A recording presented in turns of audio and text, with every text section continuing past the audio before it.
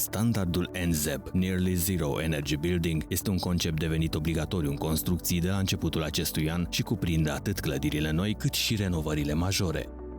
NZEB Roadshow este un eveniment care explică și promovează aceste noi standarde, iar în această lună a ajuns și la Arad, în curtea unuia dintre cei mai mari distribuitori de materiale de construcții din Banat. NZEB vine de la Nearly Zero Energy Building, adică clădire cu consum de energie aproape egal cu zero. Este noul standard de eficiență energetică obligatoriu în România pentru toate construcțiile noi realizate după 17 ianuarie 2023, prin care se impune o eficiență energetică crescută pe o clădire, emisii de gaze cu efect de seră generate de către arderea combustibililor fosili, emisii reduse și generarea cel puțin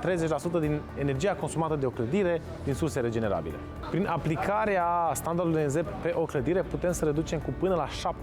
70% consumul de energie pentru încălzire a unei case, în comparație cu modul în care noi eram obișnuiți să construim până acum. Asta înseamnă că toate facturile noastre de gaz sau de curent se reduc cu până la 70%. Evenimentul a reunit experți din domeniile construcțiilor și eficienței energetice, furnizori de soluții și tehnologii pentru realizarea clădirilor cu o performanță energetică ridicată. Standardul NZEB se aplică pe orice fel de clădire și de sistem constructiv, așa că să demonstrăm ce înseamnă să construiești astăzi corect în acest standard. Am adus aici, în acest maraton, 4 machete de detalii de casă 1 la 1, adică sunt niște bucăți întregi scoase din casă, pe 4 sisteme constructive, cele mai des folosite în țară, prin care să ilustrăm într-un mod aplicat cum se construiește corect astăzi în NZEB. De exemplu, dacă luăm cel mai cunoscut sistem de construcție din România, blocuri ceramice cu structură de beton armat și termosistem, astăzi, pentru a ajunge în NZEB cu un astfel de sistem constructiv, trebuie să punem cel puțin 15 cm de termoizolație pe casă, de preferat vată minerală, cam 25 cm de termoizolație la acoperiș în 2 straturi, iar diagrama asta colorată de aici ne arată cum s-ar duce căldura din casă și putem să vedem unde este roșu este cald, unde este albastru este rece și noi vrem să păstrăm căldura cât mai mult în casă. Același lucru se aplică și la fundații, vedem cum se termoizează corect fundațiile stânga-dreapta, cum se fac corect detalii de etanșări și pe laterale putem să vedem cum se montează corect ferestrele, pentru că ferestrele sunt un punct sensibil. Atât clădirile pe structură clasică, cât și cele pe structură modernă trebuie să se supună acestor standarde. Astfel, unitățile la scară reală prezentate în cadrul evenimentului au arătat modul în care materialele de construcție ar trebui utilizate corect ca să se atingă aceste standarde. Structura de rezistență a casei se poate face din panouri încreiate cu grosimi de la 6 cm la 30 de cm, ce pot să rămână aparent la interior, tot sistemul este uscat. De asemenea, se termoizează pe exterior cu 15-20 de cm de vată minerală la nivelul pereților, la nivelul articolului și 20-25 cm de vată minerală pe acoperiș. Asta este, de exemplu, un tip de vată cu pantă și pe care se poate monta direct panoul fotovoltaic de care avem nevoie. Iar la nivel de fundații, în cazul de față, avem o fundație pe pietriș de spumă de sticlă,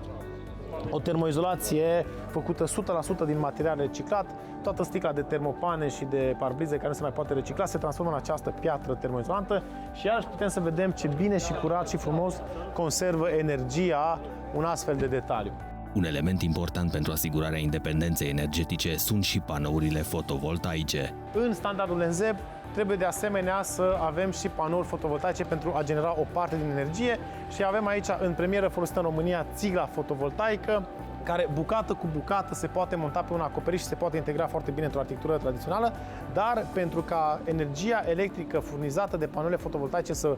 fie într-adevăr folosibilă într-o casă, prima oară trebuie să economisim. Adică până să apucăm să producem, trebuie să economisim. În cadrul evenimentului au fost prezentate 4 unități mobile, replici la scară reală a sistemelor de construcție din țara noastră, de la structură clasică pe lemn, structură metalică ambutisată și până la cea din panouri prefabricate.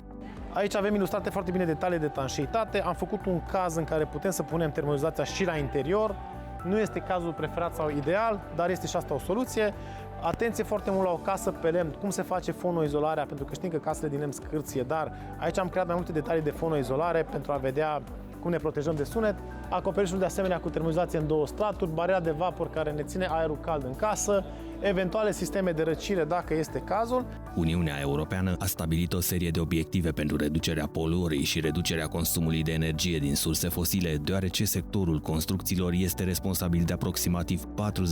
40% din consumul de energie din surse neregenerabile și emiterea de gaze cu efect de seră.